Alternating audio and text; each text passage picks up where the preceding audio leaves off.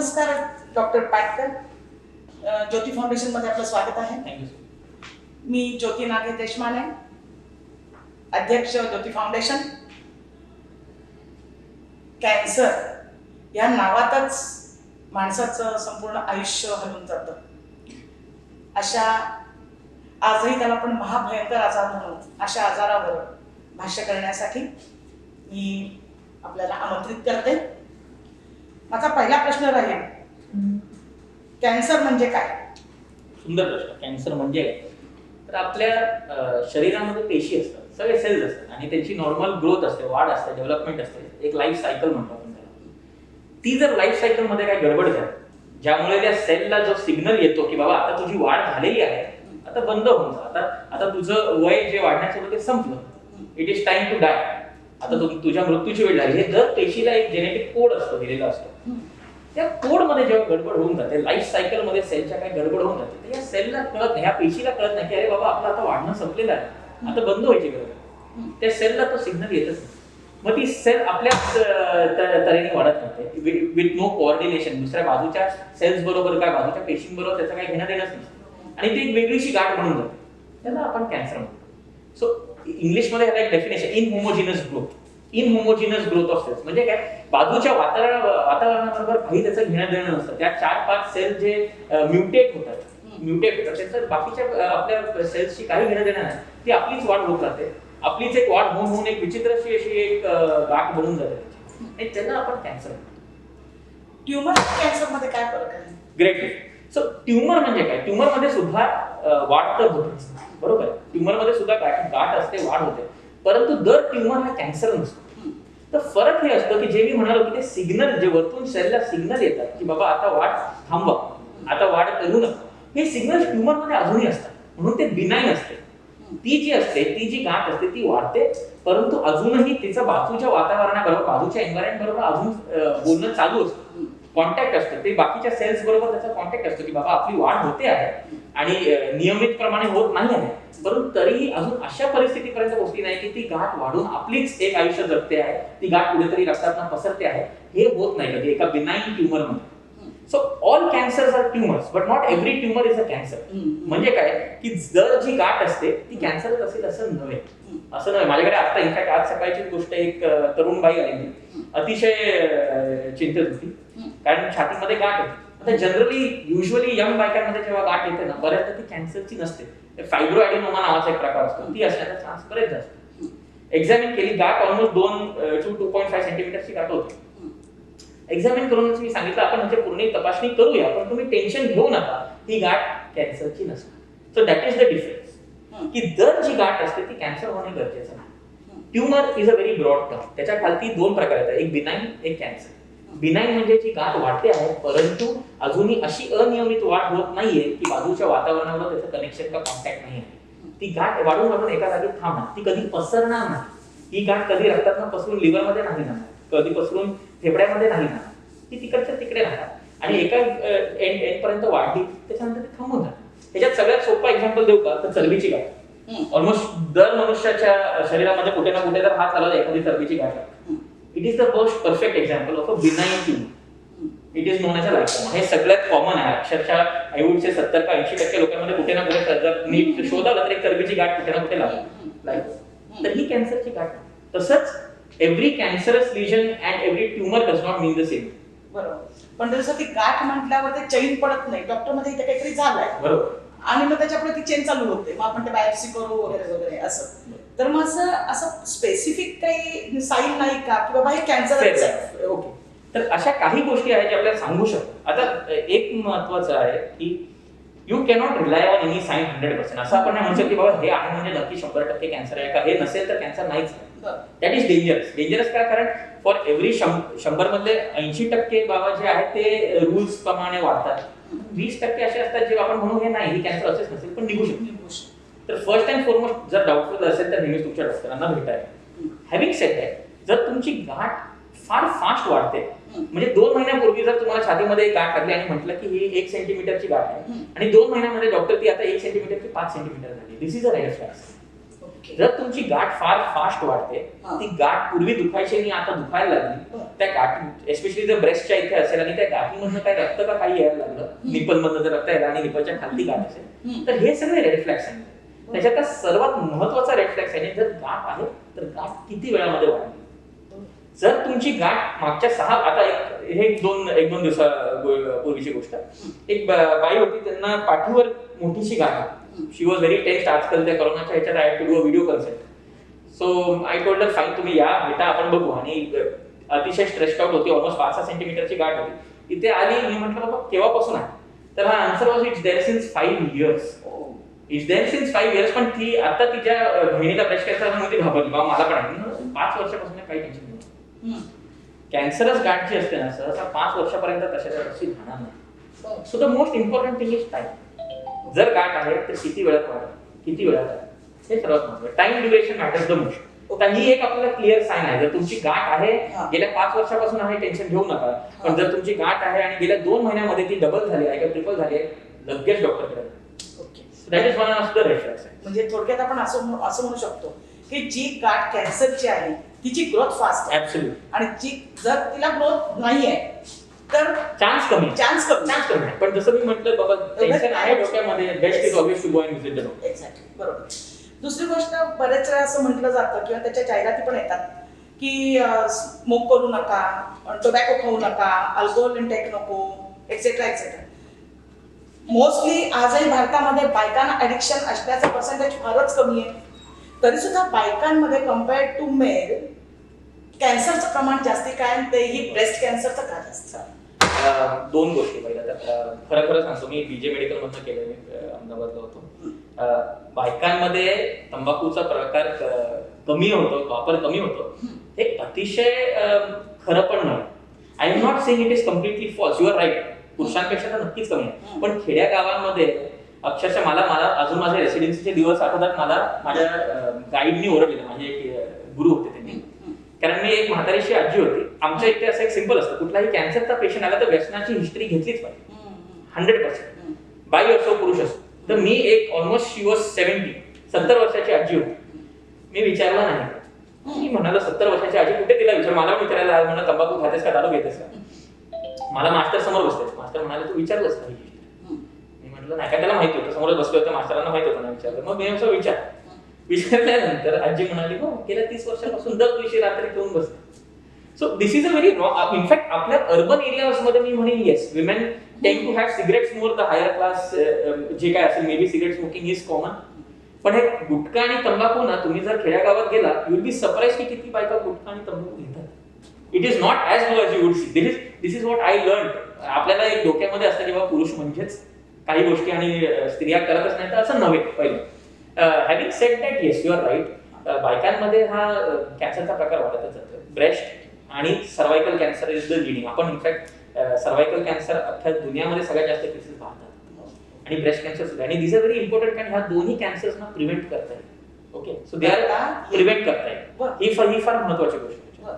तर कारण का वाढत आहेत, तर एक ह्याचं हे कारण हे आहे ना, की आपल्या इथे लोकांना जाणीव नाही की त्याला स्क्रीनिंग करू शकतो आपण, ह्याला लवकर पकडू शकतो का होण्यापासून वाचू शकतो.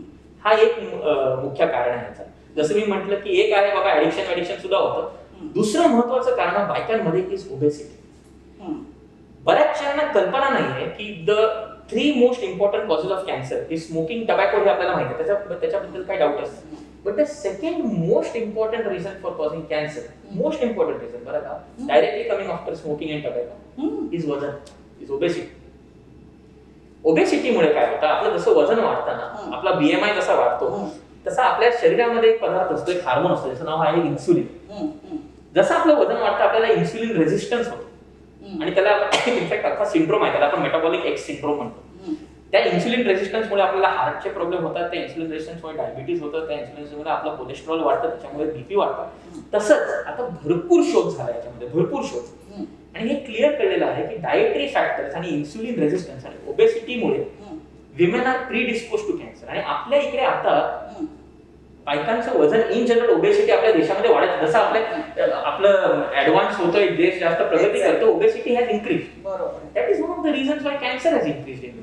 देर is a direct correlation between breast cancer and obesity. तुम्ही जर बघायला जाल, a majority of my patient, भरपूर माझे पेशंट्स जे cervical cancer, breast cancer, uterine cancer आणि ओव्हेरियन कॅन्सर हे 4 सर्वात महत्वाच्या प्रकारचे आहेत. स्तनाचा कॅन्सर, सर्व्हिक्सचा म्हणजे गर्भाशयाचा, सर्व्हिक्स म्हणजे गर्भाशयाचा मुखाचा, आणि ओव्हरी म्हणजे अंड्यांचा कॅन्सर. हे सगळे 4 cancers have very strong link with weight. Very strong link. If you are overweight or obese, the chances of developing this cancer, the relative risk म्हणतो म्हणजे किती जास्त चान्स आहे, साधारणतः एक 10 to 15 times higher risk if you are obese. 10 to 15 times higher risk is a very high risk. Cigarette जर तुम्ही तंबाखू करते का सिगरेट करताय तर मुखाचा कॅन्सर म्हणा किंवा फेफड्याचा कॅन्सर होण्याचा रिलेटिव्ह रिस्क 15 ते 20 टाइम्स जास्त असतो, पर्सेंट नाही, टाइम्स. सिमिलरली ओबेसिटी मध्ये सुद्धा एवढा हाय आहे रिस्क. लोकांना डाएटचा इम्पॉर्टन्स कळत नाही कॅन्सरमध्ये, it is very important. In fact जर आपल्याला वेळ असेल, मी I would like to tell you about the diet part of it. भरपूर 2 मोठ्या स्टडीज आहेत त्याच्यात. एक PLCO नावाची स्टडी होती आणि दुसरी एक UK नर्सेस हेल्थ नावाची स्टडी होती. दोन्ही स्टडीज मध्ये ऑलमोस्ट 15 ते 20 हजार लोक ह्या लोकांनी एनरोल केले होते आणि WHO चे स्टडीज होत्या, विच कन्क्लुसिव्हली प्रूव्ड म्हणजे की जर तुम्ही तुमचं डाएट मॉडिफाय कराल ना तर तुम्ही 30 ते 35% तुमचा कॅन्सरचा चान्स कमी करू शकता. दुनियामध्ये कुठलीही अशी अजून गोळी बनलेली नाही, कुठली अशी जादूची गोळी नाही जी तुमचा कॅन्सरचा प्रमाण, कॅन्सरचा रिस्क 30 ते 35% कमी करेल. जर माझ्याकडे कुठली अशी गोळी असती ना तर लाईन लागली असती माझ्या दुकानामध्ये. But that's the truth. If you can modify your lifestyle, you can reduce your cancer chance by nearly 35%. That is fantastic. 35% आपण कमी करू शकतो फक्त बरोबर गोष्टी खाऊन. आणि त्याच्यात सगळ्यात मोठा कल्प्रिट काय माहितीये का? साखर. शुगर इज ऍब्सोल्युटली जेवढा जास्त रिसर्च होत चालला आपल्याला कळतं की साखरचा काय फायदाच नाही शरीराला. Sugar is the most useless substance. म्हणजे काहीही पौष्टिक त्याच्यात विटॅमिन्स नाही, प्रोटीन नाही, अमायनो ऍसिड नाही, नो गुड, बस फक्त चवीसाठी. Sugar is processed. आपल्या इथे जे आपण घेतो शुगर ते सगळं प्रोसेस्ड असतं. आणि जसं मी म्हटलं ह्या शुगरमुळे insulin resistance and diabetes and cancer clearly linked. Insulin resistance and cancer have been clearly linked. या सगळ्याचं मूळ कारण is eating processed foods and sugary foods. Processed food म्हणजे काय? आपले cakes, biscuit, bakery items, chips, pizza, burger, हे सगळं processed. सोपी गोष्ट आहे. जर तुम्ही फ्रीजच्या बाहेर आपलं जेवण ठेवलं आणि ते नासलं, हे चांगलं जेवण म्हणजे काय? चपाती, भाजी, आमटी. दिस इज ऑल गुड फूड. कारण ते नाचतं, कारण ते नॅचरल आहे. नेचरनी बनवलेल्या गोष्टी नाचतात जर तुम्ही बाहेर ठेवलं. तुम्ही आता कुठला तुमचा, आता मी कुठलं नाव नाही घेत, पण बर्गर किंग घ्या, डोमिनो घ्या, काय त्यांचे तुम्ही पिझ्झा बर्गर बाहेर ठेवा, 2 दिवस तुम्ही बाहेर ठेवा तरी त्याला काय होणार? कारण प्रिझर्वेटिव्ह आहेत ना एवढे प्रिझर्वेटिव्हनी भरले आहेत. And these are all proven. WHO has said that processed food is carcinogenic. हे काय आता ह्याच्यात काय शोध व्हायचा बाकी आहे ना? It has been clearly proven that processed food is carcinogenic. पण तरीही आपण एवढं घेतो. Same thing holds true for sugar. आपल्याला जसं मोठ्या माणसांना सिगरेटची व्यसनाची सवय असते ना, का असते? कारण त्याच्यात एक निकोटीन नावाचा पदार्थ असतो जे आपल्याला ऍडिक्शन करतो. शुगरमध्ये पण तसंच आहे. शुगरमुळे ऍडिक्शन होतं. शुगरमुळे डोक्यामध्ये, मेंदूमध्ये डोपामिन एक हार्मोन आहे, त्याचा लेवल वाढतो.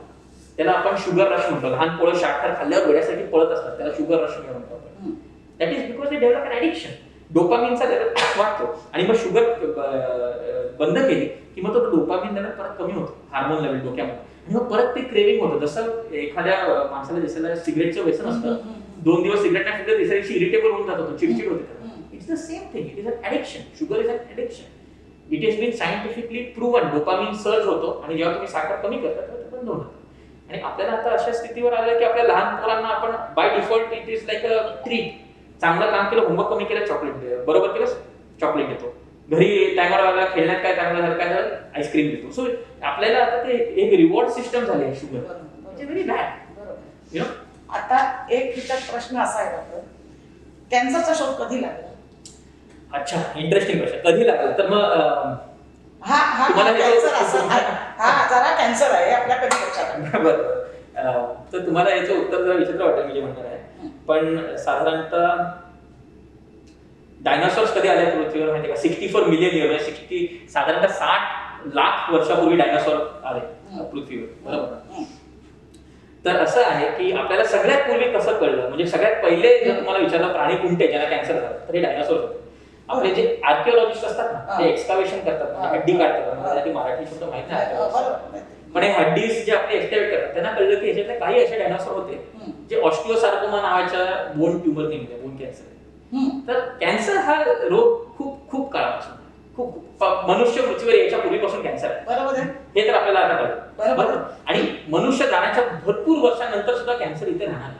आपल्यामध्ये नाही, पण बाकी जनावर. आता याच्यावर बरेच प्रश्न बोलते. जर साखर हा फार मोठा त्याच्यातला एजंट आहे कॅन्सरचे हे वाढवणारा, प्रोसेस सुरू करणारा, तर सडनली तर आता आपली मागची जर पिढी बघितली तुम्ही, म्हणजे 50च्या दशकातली किंवा त्याच्या आधीची, प्रचंड गोड खायचे. म्हणजे त्यांच्या जेवणामध्ये ब्राह्मण समाजामध्ये तर अशा पैजा लागायच्या, पण तरी तिथे कॅन्सर नाही कधी आपल्याला दिसला. बरं दिसला फारच रेअरली, तो क्युअर पण झाला. आणि वन्स इन अ वाईल कुठेतरी कुठच्या तरी राज्यात एखादा आला तर मग कम्पॅरेटिव्हली आता प्रमाण उलट वाढलं आणि आता लोक साखरेच्या बाबतीत तरी कॉन्शियस झाले की शुगरलेस टी, शुगर घेणं वगैरे, इंटेक शुगरचा फारच कमी झाला कम्पॅरेटिव्हली. मग तरी कॅन्सरचं प्रमाण वाढलं. Very good. सो चांगला प्रश्न. एक असताना एक ड्युरेशन गॅप असतो. तू आणि मी जर आज साखर खाल्ली तर का उद्या त्याचा त्रास होणार ना. पहिलं कुठल्याही गोष्टीचा आपल्याला रिझल्ट दिसायला वेळ लागतो. फॉर एक्झाम्पल, आणि आपल्याला भरपूर वेस्टेड इंटरेस्ट म्हणजे भरपूर लोकांना तुम्हाला हे इन्फॉर्मेशन तुमच्याकडे न पोहोचून देणं की बाबा प्रोसेस्ड फूड आणि शुगर घेऊ नका, it is carcinogenic and harmful, किंवा सिगरेट फुकू नका, हे तुमच्यापर्यंत इन्फॉर्मेशन न पोहोचवण्यासाठी बऱ्याच लोकांना भरपूर फायदा आहे. मी तुम्हाला एक्झाम्पल देतो. सिगरेट ह्याच्यामुळे कॅन्सर होतो हे आपल्याला ऑलमोस्ट 1920s 1930s मध्ये थोडंफार जाणीव झालेली. By 1950s people knew about that cigarette causes cancer. पण पहिला article BMJ, British medical journal, हे फार मोठं मॅगझिन आहे कॅन्सर. बीएमजे मध्ये पहिला आर्टिकल की सिगरेटमुळे कॅन्सर होतो हा पब्लिश झाला. आणि लोकांना कधीपासून माहिती होतं, सायंटिफिक रिसर्च हॅड प्रूव्हन की कॅन्सर होतो सिगरेटमुळे. किती वेळ होता मध्ये? 40 वर्ष. का? कारण सिगरेट कंपन्यांना लाखो लाखो करोडो पैसे मिळतात. मग why would they want this information to leak out? आता same thing holds true for your sugars. WHO आपल्याला हेल्दी डाएट करायला सांगतं कॅन्सर कमी करायला. WHO दर मनुष्यावर 1 पाऊंड म्हणजे किती? 80 रुपये. दर मनुष्यावर WHO साधारणतः 80 रुपये स्पेंड करतं प्रमोट करण्यासाठी की तुम्ही हेल्दी खा. दुनियाभर 80 रुपये दर मनुष्यावर, की बाबा फळं खा, भाज्या खा, चांगल्या गोष्टी खा.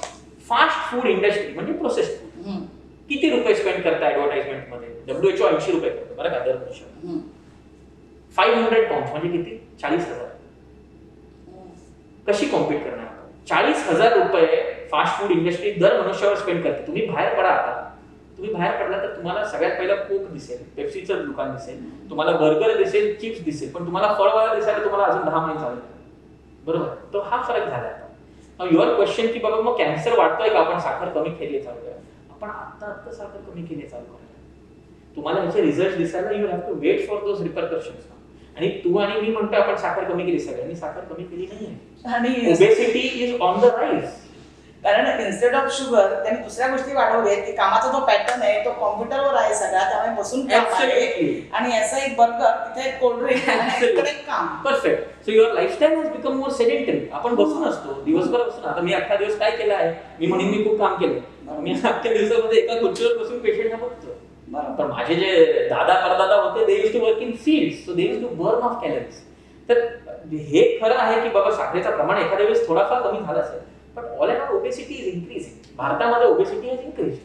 Today, even in a country like India, which technically is not yet a developed nation, भारतासारख्या देशामध्ये सुद्धा आज मोठ्या पाण्याचं प्रमाण आणि malnourishment का अंडर न्यूट्रिशन पेक्षा जास्त झालं. Today there are more obese people in India than there are underweight. That's a very serious thing. सगळ्यावर आता वॅक्सिन येत चाललंय. अगदी नवीन नवीन आलेले स्वाईन फ्लू, डेंग्यू याच्यावर सुद्धा. पूर्वी तर डांग्या खोकला, कडसर्प वगैरे वगैरे होते. एवढा प्रगत देश आहे आपण म्हणतो, पण आजही कॅन्सरवर कुठचंच वॅक्सिन नाही आलेलं. So that's a fantastic question.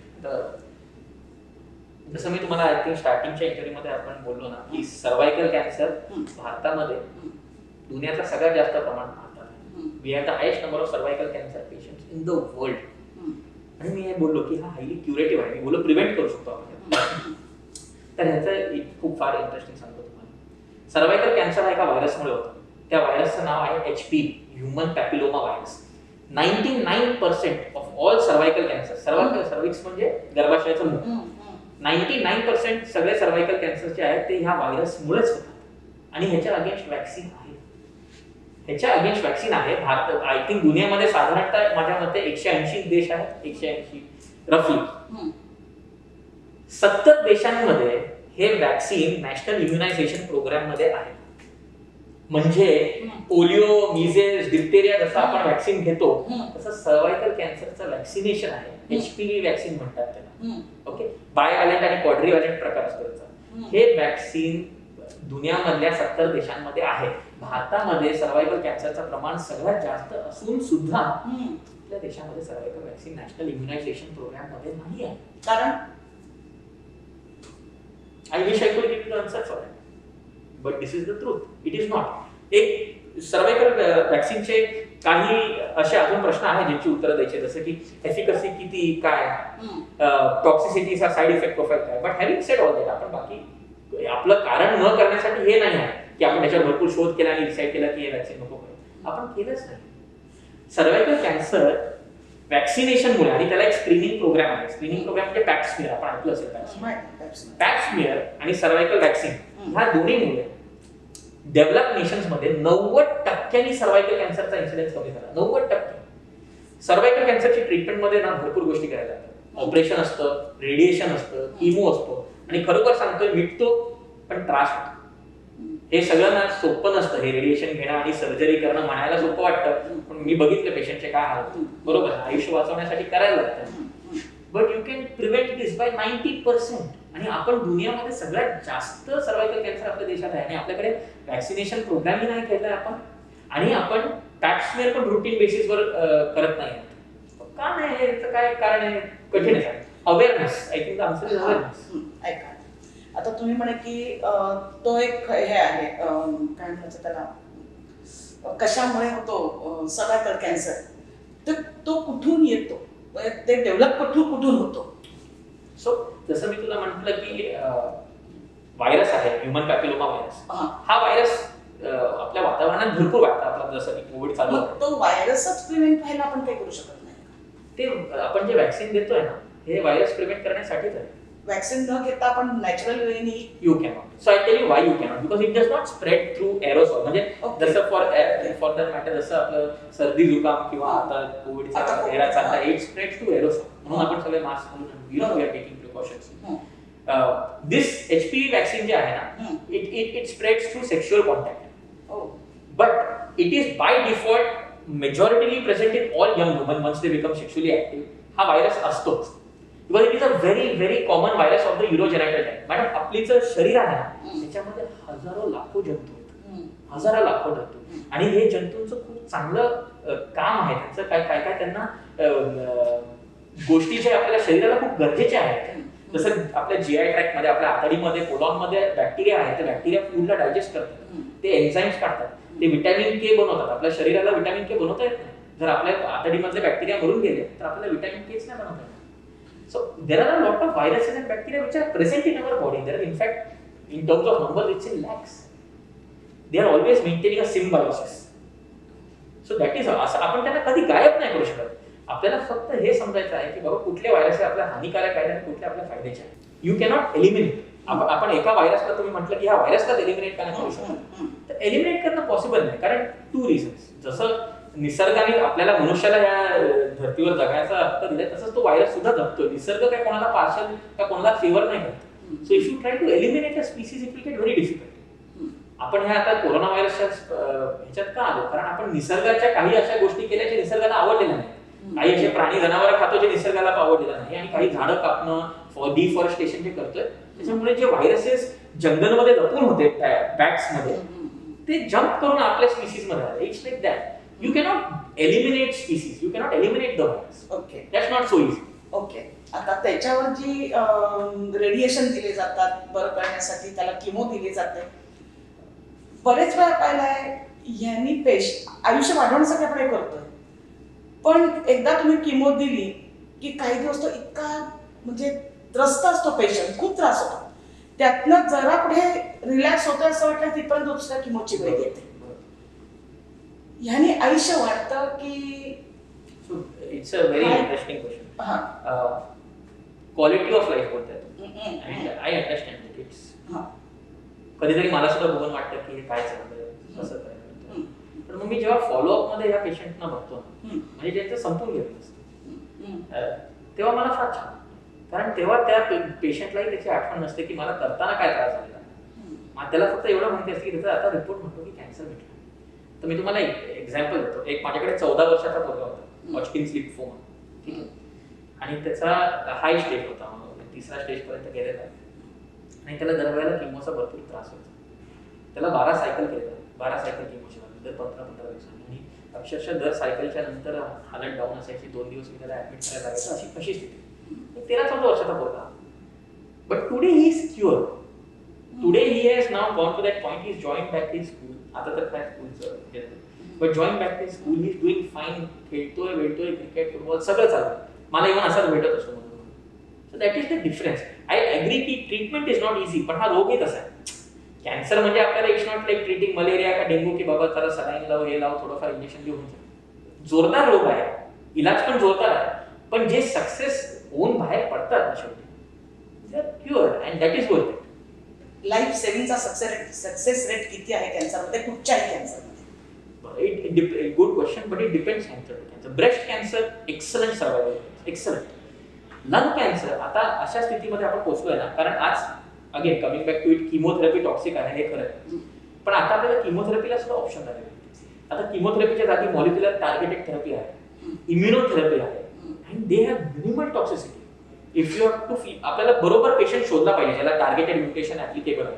पण माझ्याकडे लंग कॅन्सरचे पेशंट्स आहेत जे 5-5 वर्ष अजून जिवंत आहेत, 4थ्या स्टेजमध्ये, जस्ट ऑन टार्गेटेड थेरपी, म्हणजे गोळ्यांवर. त्यांना किमो कधी आयुष्यात घ्यायलाच नाही लागलं. मी त्यांना फक्त गोळ्या चालू केल्या आहेत, आणि गोळ्यांवर त्यांचा कॅन्सर, 4थ्या स्टेजचा कॅन्सर आज इधर गायब झालेला आहे का एवढा छान कंट्रोलमध्ये आहे की 3 वर्ष आणि 4 वर्ष झाले ते फक्त गोळ्या घेतले. सो ऍडव्हान्सेस खूप झाले मागच्या 10 वर्षामध्ये, इन्क्रेडिबल ऍडव्हान्सेस झाले. Immunotherapy, again coming to that, lung कॅन्सरमध्ये इम्युनोथेरपीचा फॅन्टॅस्टिक रोल आहे. किडनी कॅन्सरमध्ये इम्युनोथेरपीवाले पेशंट जे रिस्पॉन्स देतात त्यांचा अक्षरशः 1.5-2 वर्ष इंजेक्शन चालू आहे. इम्युनोथेरपीचा साईड इफेक्ट खूप कमी असतात, केस नाही जात. हे टार्गेटेड थेरपीमध्ये केस नाही जात, उलटी मळमळ नाही होत, तोंडात अल्सर्स होत नाही, वजन कमी होत नाही, भूकवर जास्त इफेक्ट नसतो. तर गोष्टी खूप बदलल्या आहेत. It is not like before. एक तर किमोथेरपी पूर्वीसारखं टॉक्सिक राहिला नाही, कारण आपण भरपूर अजून त्याच्यात शोध लागलेले आहेत. किमोथेरपीला नवे ऑप्शन झालेले आहेत, सजेस्ट टार्गेटेड थेरपी आणि इम्युनोथेरपी, ज्याची टॉक्सिसिटी खूप कमी आहे and they work better than chemotherapy. You just have to have the right patient. आपल्या इथे खरं सांगू का मेन प्रॉब्लेम काय होतो? आपल्या इथे प्रॉब्लेम हे होतो की आपले पेशंट सहसा generally they always come at a later stage. पहिली स्टेज कोणती? आता मी तुम्हाला हे आज सकाळचं उदाहरण देतो. आज सकाळचं उदाहरण आज ऍक्च्युअली काल आज एक फॉलोअप. आपण कॅन्सरवर माणूस पूर्ण बरा होतो का या प्रश्नावर होतो. Yes the answer is very much yes. आणि ह्याच्यात सर्व जरा मी जर त्या प्रश्नाला ट्विस्ट केलं तर कुठले पेशंट बरे होतात, तर मी सांगतो कुठले होतात. जे लवकर येतात, जे लवकर पकडले जातात. पहिल्या, दुसऱ्या, तिसऱ्या आणि चौथ्या 4 स्टेज आहेत कॅन्सर. 4था स्टेज म्हणजे पसरलेला कॅन्सर, त्याला मिटवणं फार कठीण. 4व्या स्टेजचा कॅन्सर नक्कीच मिटतो, 2ऱ्या स्टेज मधला डेफिनेटली, 3ऱ्यामध्ये मेहनत करायला लागते पण मिटतो. तोच प्रश्न होता, पहिली स्टेज करणार कशी घ्या कॅन्सर, तर तिला सिस्ट नाहीये, बाकी ताप येणं नाहीये, तिचा WBC वाढणं नाहीये, हे कमी होणं नाही, हिमोग्लोबिन कमी होणं काहीच नाही. Absolutely. This is a very wonderful question, आणि आपण ह्याला थोडा वेळ देऊया, कारण this is I think the most important question for all your audience. बायकांमध्ये भारतामध्ये 2 कॅन्सर सगळ्यात महत्वाचे आहेत, सगळ्यात जास्त प्रमाणात. नियरली 75% कॅन्सर ह्याचे, ब्रेस्ट कॅन्सर आणि सर्वायकल कॅन्सर, स्तनाचा आणि गर्भाशयाच्या मुखात. हे दोन्ही कॅन्सरना स्क्रीनिंग अवेलेबल आहे, म्हणजे आपण यांना पकडू शकतो लवकरच्या स्टेजमध्ये. पहिला ब्रेस्ट कॅन्सर बद्दल बोलूया. आपल्या इकडे 100% बायका ज्या ब्रेस्ट कॅन्सर बरोबर येतात ते कसे येतात? गाठ लागते, हाताला गाठ लागली, आणि खरं सांगू तर बऱ्याचशा बायकांचं असं असतं की गाठ कधीपासून लागली? सर आम्हाला ती 9 महिन्यापूर्वी कळली. पहिलं मी म्हणू बाबा आत्ता का आला? तर तेव्हा एवढी होती, आता एवढी झाली, मग नवऱ्याने सांगितलं जाऊया, किंवा शेजारच्याने म्हटलं, किंवा मग बाजूच्या बाईबरोबर बोलले, आणि असं असतं ते लपवून ठेवतात for what ever social reasons I understand, but सांगत नाहीत कोणाला. हा एक मेजर इश्यू आहे. आपल्या देशामध्ये 100% बायका अशा येतात की गाठ हाताला लागली म्हणून, किंवा बाकीच्यांनी सांगितलं की बाबा आता जायला पाहिजे. विदेशामध्ये एस्पेशली डेव्हलप नेशन्स, US म्हणा, युरोप म्हणा, फक्त 15% बायका गाठीबरोबर येतात. 85% of all women are caught on mammographies. 85% of breast cancers in US and UK are caught on mammography, म्हणजे स्क्रीनिंग मॅमोग्राफीवर पकडले जातात. आता स्क्रीनिंग मॅमोग्राफी म्हणजे काय? आपण एक्सरे काढतो, त्या एक्सरे मध्ये मॅमोग्राफीमध्ये आपल्याला दिसतं की अरे हे एखाद्या वेळेस कॅन्सरची गाठ असू शकते. स्क्रीनिंग मध्ये पकडलेली गाठ जी हाताला अजून लागत नाही, ती गाठ बाय डिफॉल्ट पहिल्याच स्टेज मध्ये असणार, कारण ती एवढीशी आहे. आणि हाताला लागलेली नाही ती गाठ किती मोठी असणार आहे, पण ती बाय डिफॉल्ट क्युअर फार छान होणार आहे. तर प्रॉब्लेम तोच आहे की आपल्या इथे बायका, आता मी म्हटलं की तुम्ही मॅमोग्राफी करता का कोण, तर मग अर्ध्यापेक्षा असताना मॅमोग्राफी काय माहिती, बिकॉज लॅक ऑफ अवेअरनेस. त्याचबरोबर मी एक म्हणेन, अवेअरनेस बरोबर हे पण आहे की कॅन्सरच्या सगळ्या स्क्रीनिंग टेस्ट असो, ट्रीटमेंट असो, मेडिसिन असो, खूप एक्सपेन्सिव्ह आहेत आणि ते प्रत्येकाला अफोर्डेबल नाही. That is a very valid point. But here is where I will differ with you. Mammography तुला वर्षातनं एकदा करायची, त्याची कॉस्ट 600 रुपये. 600. If you come to a place like Apollo, 1500. वर्षातनं एकदा, 40 वय झाल्यानंतर वर्षातनं एकदा. तर आपल्याला हा गैरसमज आहे. कॅन्सरची ट्रीटमेंट खूप महाग आहे, पण कॅन्सर प्रिव्हेंट करणं खूप स्वस्त आहे. जेवण बदला, डाएट बदला, नंबर 1. मॅमोग्राफी वर्षाला जर तुम्ही सरकारी हॉस्पिटलमध्ये गेला तर अक्षरशः 350 रुपयामध्ये होईल मॅमोग्राफी. साध्या हॉस्पिटलमध्ये 600. अपोलो सारख्या you go to tertiary setup with all the best equipment, say 1000-1500, not more than that. वर्षातनं एकदा तेवढं तर आय थिंक 80% लोक तर एवढा खर्च काढू शकतात की वर्षातनं एकदा 1000 ते 1500 रुपये खर्च करू शकतात. पॅप्समिअर, जी मी सर्वायकल कॅन्सरसाठी म्हणतो, आणि मी आपल्याला म्हटलं की पॅप्समिअर करून आणि सर्वायकल वॅक्सिनेशन करून 90% US आणि UK ने आपला सर्वायकल कॅन्सरचा रेट कमी केला. भारतमध्ये अजून सुद्धा आपले सगळ्यात जास्त प्रमाण असून सुद्धा जगामध्ये आपण काहीही केलेलं नाही. पॅप्समिअर सरकारी हॉस्पिटल 3 वर्षात एकदा करायचा असतो. बरं, पॅप्समिअर 3 वर्षात एकदा. सरकारी हॉस्पिटलमध्ये 300 ते 400 रुपये. जर तुम्ही चांगल्या कुठल्या लॅबमध्ये गेला 700 to 800 rupees once in 3 years.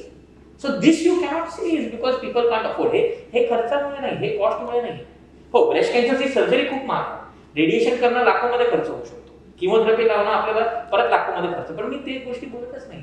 Me screening बद्दल बोलतोय, जे मेजॉरिटी लोकांना अफोर्ड करता येईल पण त्यांना जाणीवच नाही. आपण सेल्फ असेसमेंट बद्दल बोलू. सेल्फ असेसमेंट म्हणजे तर आपण स्वतःच आपल्या स्थानाची आरशासमोर तपासणी करणं आणि बघणं की बाबा गाठ हाताला लागते. जसं मी म्हटलं की आपल्याकडे जे आपण पेशंट्स येतात माझ्याकडे, मेजॉरिटी हे स्वतःहून त्यांनी सांगितलं बाबा मी अंघोळ करताना कधीतरी मला हाताला गाठ लागली, आणि ते अशा करून येतात. मेजॉरिटी बायका ज्या येतात. तर आपण दर महिनी एकदा, आपलं वय 35च्या वरती झालं तर दर महिने आपण एकदा, अक्षरशः 10 मिनिटं नाही लागणार त्याला, आपण स्वतःहून ब्रेस्टची एक्झामिनेशन करू शकतो. आता मला हे पेशंट्सने सुद्धा विचारलं की कशी करायची, तर मी सिंपल सांगतो तुम्हाला. युट्यूबवर जा. युट्यूबवर WHO चा, NCNM चा आणि आपल्या अमेरिकन कॅन्सर सोसायटीचे एवढे व्हिडिओज आहेत. इंडियन ICMR चा व्हिडिओ आहे आणि एक्स्ट्रीमली ब्युटिफुल, सुंदरपणे एक्सप्लेन केलेला आहे की सेल्फ ब्रेस्ट एक्झामिनेशन कसं करायचं. आजकाल माहिती ऑलमोस्ट सगळ्यांकडे स्मार्टफोन असतो. आपण एवढ्या गोष्टींसाठी फालतूचं आपण युट्यूबवर जाऊन व्हिडिओज बघत बसतो. काहीतरी कामाचं बघूया. सेल्फ ब्रेस्ट एक्झामिनेशन हे फक्त युट्यूबवर टाईप करा, तुम्हाला World Health Organization, NCCN, American Cancer Society, ICMR चे व्हिडिओज, इंडियन कॅन्सर सोसायटीचं एवढे सुंदर व्हिडिओज आहेत. एवढं स्टेप बाय स्टेप एक्सप्लेन केलेलं आहे की आपण बायकांनी स्तनाचं एक्झामिनेशन स्वतःहून कसं करू शकतो महिन्यातनं एकदा 35च्या वयानंतर. It's a very simple technique, it's very easy and you will find it much faster. डॉक्टरला शोधायला जेवढा वेळ लागतो ना त्याच्यापेक्षा सेन्सिटिव्ह, कारण तुमच्या शरीराची सगळ्यात चांगली जाणीव तुम्हाला दिसते. You can find it very fast. Self breast examination videos, go online and search. Please I request. कसा विषय खूप मोठा आहे डॉक्टर, म्हणजे आज 1/4 क्वेश्चन्स आपण नाही घेऊ शकलो वेळेअभावी. तर हे होते doctor Salil Patkar, consultant medical oncology, Apollo hospital, Navi Mumbai. Sir, इतकी छान, खूप सुंदर, समाधानकारक तुमच्याकडनं उत्तरं मिळाली, यात काही शंका नाही. मी तुम्हाला असं विचारेन की जसे सगळे कॅम्प्स आम्ही करतो, मी एक लायन पण आहे, माझी संस्था पण आहे, वेगवेगळ्या प्रकारचे मी हेल्थ चेकअप कॅम्प करते. मी जर तुम्हाला रिक्वेस्ट केली की लोकांमध्ये अवेअरनेस नाही आहे, ही सत्य गोष्ट आहे, त्याच्याबरोबर जर अपोलो हॉस्पिटलने ह्याच्यात आपल्याला फायनान्शियलचा काही सपोर्ट केला तर ज्योती फाउंडेशन तुम्हाला रिक्वेस्ट करते की सगळीकडे आपण याचे हॉस्पिटलच्या आणि तुमच्या सोयीप्रमाणे अवेअरनेस कॅम्प करू आणि त्याच्यावर पेस्टिव्हर आणि मॅमोग्राफी कॅम्प, मी मॅमोग्राफी केलेला आहे, ते आपण कॅम्प करू आणि परत असंच कधीतरी आम्ही तुम्हाला बोलवू. तुम्ही खूप छान शंकांचं निरसन केलं त्याच्याबद्दल ज्योती फाउंडेशन कडून मी तुमची खूप आभारी आहे. धन्यवाद सर.